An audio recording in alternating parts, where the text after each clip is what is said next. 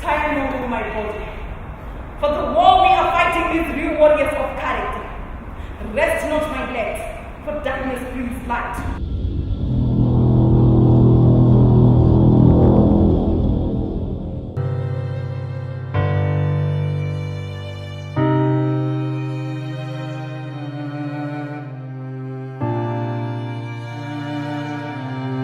The play Narratives from the Dark was written by Major Special Macharirano, and it focuses on the challenges faced by the disabled. Narratives from the Dark is an inspirational and motivational theoretical artistic piece that is aimed at influencing behavior change and mentality change within people living with a disability.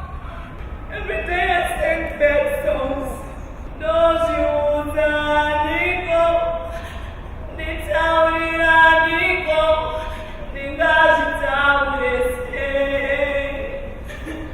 because it's based on a true story. That's one thing I like about the story. It's based on a true story, and besides, it's unique because this is a performance that is performed by a blind person or a lady with blindness. So it is happening for the first time in Zimbabwe because I've never heard of it. A performer or an actress, a blind person performing on stage. So for me, it's a unique performance. This play for us in the National Arts Council is quite unique. But as a director, sometimes I usually, keep the comments because I don't want to end up underrating or overrating myself. So usually I leave it to the audiences, but it's a brilliant show, I'm telling you. So for me, it's a story of a blind person who went through some challenges the moment she became completely blind. So all those challenges and how the society handled blind people in our societies. These are all challenges that blind people are facing each and every day. It focuses on the life of Gwen and how she faces those challenges and how she's able to overcome them through adopting a positive mindset. And I believe that we as the society, we have got a role to play in terms of as far as blind people are considered in our societies.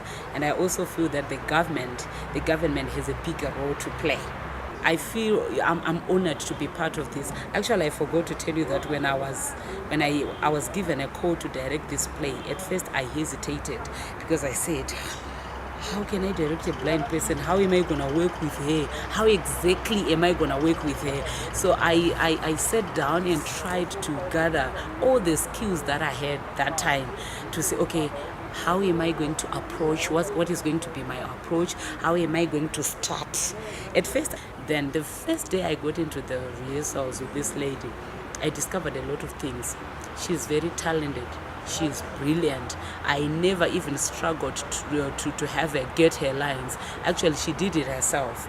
So I discovered that this actress was born an actress. I think it's something that she was born. Edith Masango, visually impaired actress.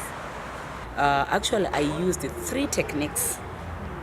When I was working with her in our rehearsal room, I used the eye contact technique. There's a technique that I don't know how I got it. I don't know how it got into me, but it's something that just came to me when we're having rehearsals, whereby I had to train her for her to have the right eye contact when she's talking to her audiences.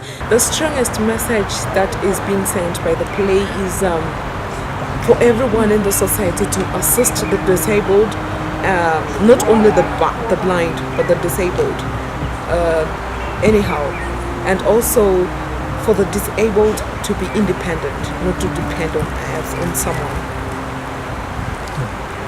Whereby she has to sense where her audiences are, she has to sense the levels where her audiences are.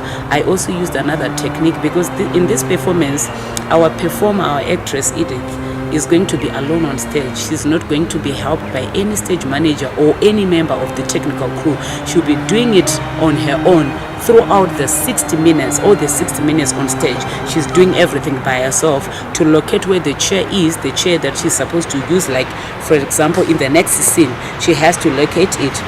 So I used another technique whereby I trained her to use the steps, whereby she has to keep the counts of the steps whenever she's making some movements, so that she'll be able to get back to the center stage, because we believe in the use of space. So she has to be able to keep the center stage.